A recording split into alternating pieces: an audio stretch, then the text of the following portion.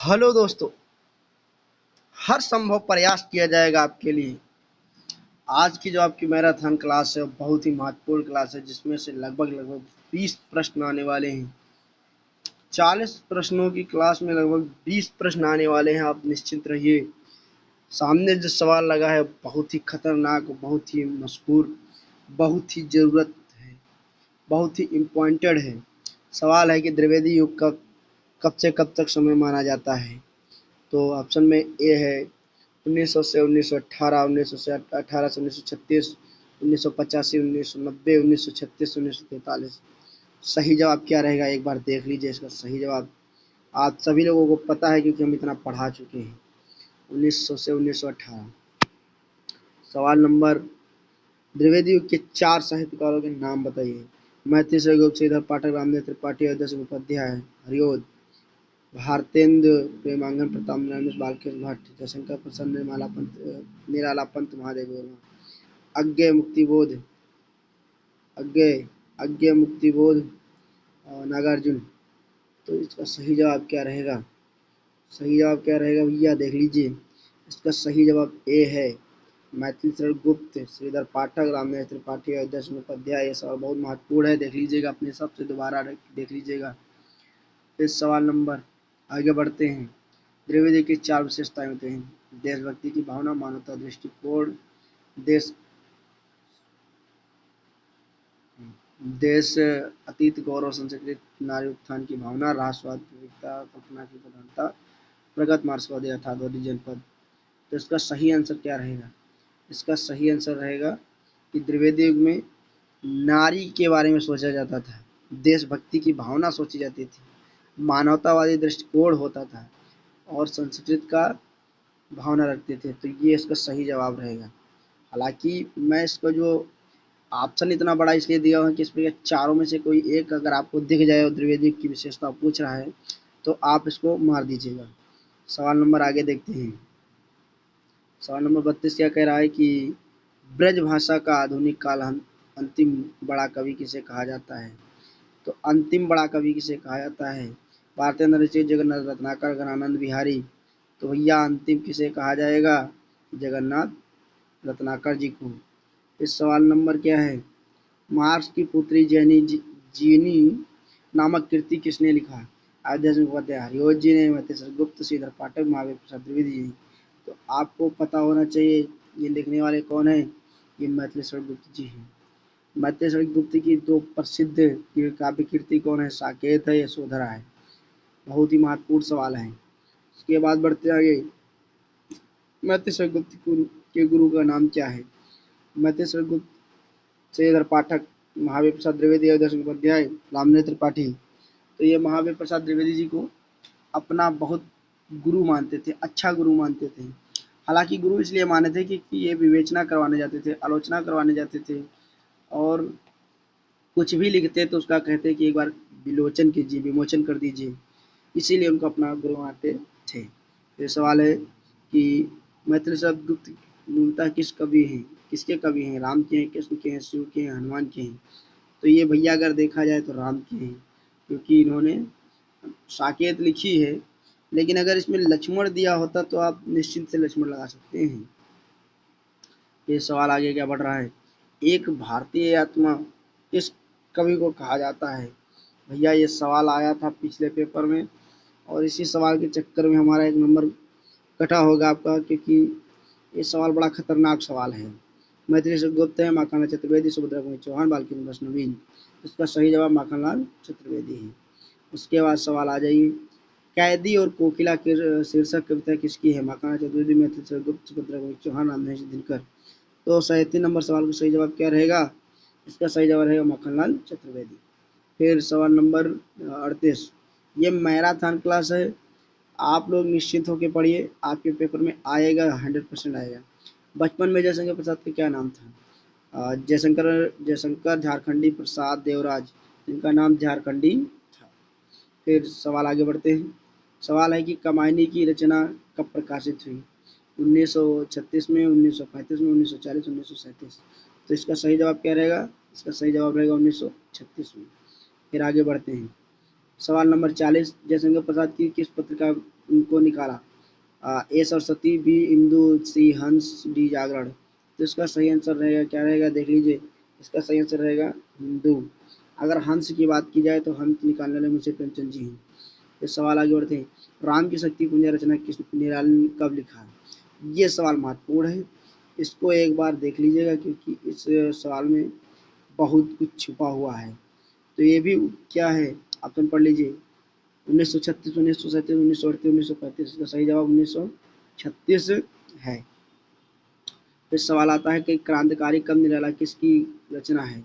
Ramvilas Sharma, Bachchan Singh, नंदुलाल Vajpayee, doctor Nagendra. तो क्रांतिकारी कब निराला किसकी रचना है? कहने का अर्थ है कि निराला के ऊपर भी निराला के बारे में लिखा गया है। तो निराला किसने लिखा होगा? तो लिखने वाले थे बच्चन सिंह। कौन थे? बच्चन सिंह। अब सवाल आगे बढ़ते हैं, 43 नंबर सवाल, खड़ी बोली के प्रथम स्वच्छंदवादी कवि कौन माने जाते हैं? मैथिली शरण गुप्त, श्रीधर पाठक, हरिदास उपाध्याय, हरिवंश रामदेव त्रिपाठी। तो किनको माना जाता है स्वच्छंदता कवि? एकदम नीट क्लीन जो है, एकदम सिंपल जो है वही दिखाते हैं, तो श्रीधर पाठक जी को माना जाता है। फिर सवाल आ जाइए, देख लीजिए, छायावाद के स्थूल विरुद्ध सूक्ष्म विद्रोह किसने किया? भैया ये सवाल आया था और ये बहुत महत्वपूर्ण सवाल था, पिछले पेपर में आ चुका है, जरूरी है नहीं है लेकिन आ भी सकता है। फिर सवाल नंबर 45, रहस्यवाद और यथार्थवाद की छायावाद में शीर्षक, रहस्यवाद और यथार्थवाद में छायावाद का शीर्षक लेख किसने लिखा है? जयशंकर प्रसाद, महावीर चतुर्वेदी, रामचंद्र, डॉक्टर नागेंद्र। तो इसका सही जवाब क्या रहेगा? डॉक्टर नागेंद्र रहेगा। फिर आगे बढ़िए,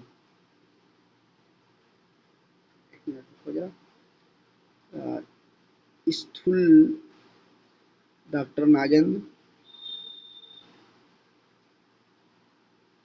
फिर रहस्यवाद और यथार्थवाद। इसका सही जवाब जयशंकर प्रसाद है, सॉरी, इसका सही जवाब जयशंकर प्रसाद है। रहस्य और यथार्थवाद में छायावाद का शीर्षक लेख किसने किया है? फिर आगे बढ़ते हैं, सवाल नंबर 46, कि वियोगी होगा पहला कवि, आह से उपजा होगा गान, पंक्ति किसकी है? ये पंक्ति पंत जी की है। कौन पंत? सुमित्रानंदन पंत। हालांकि पूरा पढ़ लीजिए, महादेव वर्मा, सुमित्रानंदन पंत, जयशंकर प्रसाद, निराला। अगर इसको देखा जाए तो इस छायावाद काल के कवि थे और उन्होंने लिखा कि वियोग होगा पहला कवि, आह से उपजा होगा गान। फिर सवाल आगे बढ़ते हैं, सवाल नंबर 47, छायावाद नामक प्रवर्तन किसने किया? तो आचार्य रामचंद्र शुक्ल ने, मुखर्जी पांडे ने, डॉक्टर नामवर सिंह ने, सुमित्रानंदन पंत ने। तो ये पेपर में आ भी चुका है और इसका सही जवाब मुखर्जी पांडे है और हम पढ़ा चुके हैं बहुत बार। फिर सवाल आता है, छायावाद पुस्तक के लेखक कौन है? आचार्य हजारी प्रसाद द्विवेदी जी, डॉक्टर नामवर सिंह, रामविलास शर्मा, नंदलाल वाजपेयी। तो इसका सही जवाब क्या रहेगा? इसका सही जवाब रहेगा, एक बार देख लीजिए, इसका सही जवाब है डॉक्टर नामवर सिंह। क्या रहेगा? डॉक्टर नामवर सिंह। फिर सवाल आता है कि छायावाद को मधुचर्या किसने कहा है? आचार्य रामचंद्र प्रसाद, आचार्य महावीर प्रसाद द्विवेदी जी ने, आचार्य रामचंद्र शुक्ल जी ने, डॉक्टर नागेंद्र ने और रामचंद्र शुक्ल ने। तो रामचंद्र शुक्ल और आचार्य रामचंद्र शुक्ल, देख लीजिए इसका सही जवाब क्या रहेगा? तो इसका सही जवाब रहेगा आचार्य रामचंद्र शुक्ल रहेगा। फिर आगे बढ़ते हैं कि छायावाद की विशेषता कौन कौन सी है? तो छायावाद की विशेषता कौन सी है? स्थूल के विरुद्ध सूक्ष्म का विद्रोह, तीव्रतात्मक प्रधानता, दरबारी संस्कृति का शोषण, कारण की श्रृंगारता। इसका सही जवाब क्या रहेगा? देख लीजिए, स्थूल का विरुद्ध सूक्ष्म विद्रोह, इसका सही जवाब रहेगा। फिर आगे सवाल बढ़ते हैं, प्रगतिवाद की कालावधि कब से कब तक मानी जाती है? भैया ये जो सवाल है भैया, इस सवाल को अच्छे से समझिएगा, प्रगतिवाद की कालावधि कब से कब तक मानी जाती है? तो ये प्रगतिवाद की अवधि कब तक मानी जाती है? तो पहले ऑप्शन पढ़ लेते हैं, 1900 से 1920, 1960, 1936, 1942, 43, 1953। तो ये जो प्रगतिवादी है इसी को छायावाद भी कहा जाता है। तो 18 से 1936 को माना जाता है। फिर प्रयोगवाद का आरंभ कब से माना जाता है? तो प्रयोगवाद का आरंभ कब से माना जाता है? 1936 से, 1943 से, तारसत्य प्रकाशन से, 1943 से, 1918 से। तो इसका सही जवाब क्या रहेगा? इसका रहेगा 1943, वो भी तार सप्तक प्रकाशन से। कहाँ से? तार सप्तक प्रकाशन से। फिर सवाल नंबर 53, 8वें दशक की कविता के संपादक थे? अज्ञे, हरवंश राय बच्चन एवं अजीत कुमार, मुक्तिबोध एवं शमशेर, धर्मवीर भारती एवं नरेश मेहता। तो इसका सही जवाब क्या रहेगा? इसका सही जवाब क्या रहेगा, देख लीजिए। इसका सही जवाब पहला वाला रहेगा। क्या रहेगा? हरवंश राय बच्चन एवं अजीत कुमार। कौन? अजीत कुमार। फिर सवाल बढ़ते हैं कि कवियों का कवि किसे कहा जाता है? ये सवाल रख लीजिएगा, क्योंकि ये कब मतलब आ सकता है। सुमित्रानंदन पंत को, शमशेर बहादुर सिंह को, केदारनाथ अग्रवाल, त्रिलोचन। तो दो ऑप्शन के दिमाग में जाएंगे, सुमित्रानंदन पंत करें या शमशेर करें, तो शमशेर को कर देना। फिर सवाल है कि अर्थ अर्धे के कवि कहा जाता है? तो जयशंकर प्रसाद को, रामनारायण महेश गुप्त को, हरिवंश जी को। तो किसको कहा जाता है भैया? एक बार देख लीजिए, अधर के कवि किसे कहा जाता है? तो रामधारी सिंह दिनकर जी को कहा जाता है। फिर सवाल नंबर आता है कि प्रबंधवाद का प्रकाशन कब हुआ? सन 1943, सन 1953, सन 1956, सन 1965। तो इसका सही जवाब क्या रहेगा? 1956 रहेगा। मैं इसलिए जल्दी जल्दी पढ़ा रहा हूँ कि मैराथन क्लास का मतलब मैराथन क्लास ही होना चाहिए। और ये जो पढ़ा रहा हूँ ये बहुत ही महत्वपूर्ण सवाल हैं, आप निश्चिंत होकर पढ़िए। फिर प्रबंधवाद का नाकेनवाद के कवि कौन है? प्रबंधवाद या नकेनवाद के कवि कौन है? ऑप्शन क्या है? अज्ञे, मुक्तिबोध शमशेर, नलिन विलोचन शर्मा, किशोर कुमार नरेश, नागरनी केदारनाथ अग्रवाल। तो इसका सही जवाब क्या रहेगा? बी नंबर इसका सही जवाब है। इस सवाल आगे बढ़ते हैं। सवाल है कि अगीत का आंदोलन कब चला? अगीत का आंदोलन कब चला? ऑप्शन में सन 1953, सन 1956, सन 1965, सन 1943। उसका सही जवाब क्या रहेगा? 1965। क्या रहेगा? 1965। फिर आगे बढ़ते हैं। नए पत्ते का प्रकाशन कब से प्रारंभ हुआ? 1943, 1953, 1955, 1936। उसका सही जवाब क्या रहेगा? 1953। अगर हम चाहें तो 10 मिनट में 30 प्रश्न करा सकते हैं। तो कहने का अर्थ है 180 प्रश्न 1 घंटे में करा देंगे, लेकिन इतनी जल्दी चलने की कोई जरूरत नहीं है। 60 नंबर सवाल कह रहा है, मैत्री से गुप्त कृत साकेत की विशेषता कौन कौन से? ग्रस्त जीवन का निरूपण, प्रकृति का आलम्बन रूप से चित्रण, राष्ट्रीय चेतना का अभाव, राष्ट्रवादी छंद। तो इसका सही आंसर क्या होना चाहिए? ग्रस्त जीवन का निरूपण। ग्रस्त जीवन का निरूपण। अगर नारी गौरव का प्रतिष्ठा होता तो भी सही होता। इस सवाल है कि छायावाद के